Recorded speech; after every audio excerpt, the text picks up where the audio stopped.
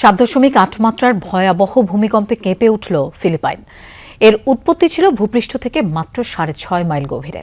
ফলে অনেকটা পূর্ণ শক্তি নিয়েই আঘাত হানে কম্পন।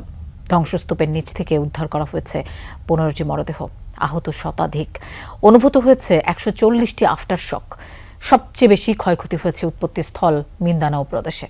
সুনামি সতর্কতা জারি করা হয়েছে ফিলিপাইনের পাশাপাশি ইন্দোনেশিয়াতেও। রেইনবো অ্যাক্রোপ্লাস্টে অ্যাক্রিলিক এমালশন থাকায় মুছে ফেলা যায় যে কোনো দাগ সহজেই। Rainbow Paints.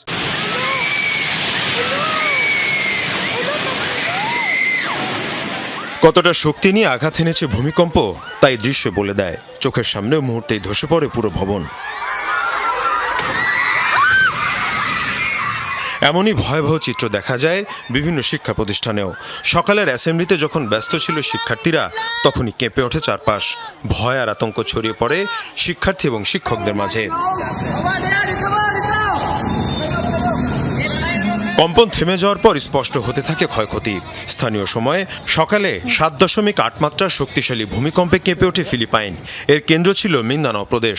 ভূমিকম্পটির উৎপত্তি ছিল ভূপৃষ্ঠ থেকে মাত্র 6.5 মাইল গভীরে। ফলে পূর্ণ শক্তি নিয়েই আঘাত হানে এটি।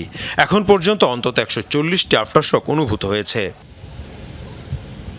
ভূমিকম্পের কেন্দ্রস্থল হওয়ায় ক্ষয়ক্ষতি সবচেয়ে বেশি হয়েছে মিন্দানাওতেই। প্রায় 2.5 কোটি জনসংখ্যার প্রদেশটিতে পুরোপুরি বিচ্ছিন্ন বিদ্যুৎ, পানি এবং টেলিযোগাযোগ ব্যবস্থা। স্থাপনা এবং গাছ উপড়ে পড়ায় বন্ধ হয়ে গেছে বিভিন্ন স্থানের সড়ক। প্রায় একই চিত্র ফিলিপাইনের অন্যান্য প্রদেশগুলোতেও। এদিকে শুরু হয়েছে উদ্ধার কাজ। ধ্বংসস্তূপ থেকে উদ্ধার করা হচ্ছে মরদেহ। হতাহতের সংখ্যা মিন্দানাওতেই সবচেয়ে বেশি। ফিলিপাইনের পাশাপাশি কম্পন অনুভূত হয় জাপান, ইন্দোনেশিয়া সহ পার্শ্ববর্তী দেশগুলোতেও। জারি করা হয়েছে সুনামি সতর্কতা। স্থানীয় সময় সকালে কম্পন অনুভূত হয়। অন্তত 10টি স্থানে আঘাত এবং ক্ষয়ক্ষতি হয়েছে। উপকূলীয় এলাকাগুলোয় সুনামি সতর্কতা জারি করা হয়েছে।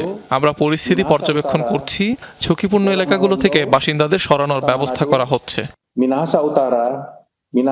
ফিলিপাইন এবং ইন্দোনেশিয়া ভূমিকম্প প্রবণ প্যাসিফিক রিং অফ ফায়ার এলাকার অন্তর্গত। মীর মুশফিকা হাসান, যমুনা নিউজ।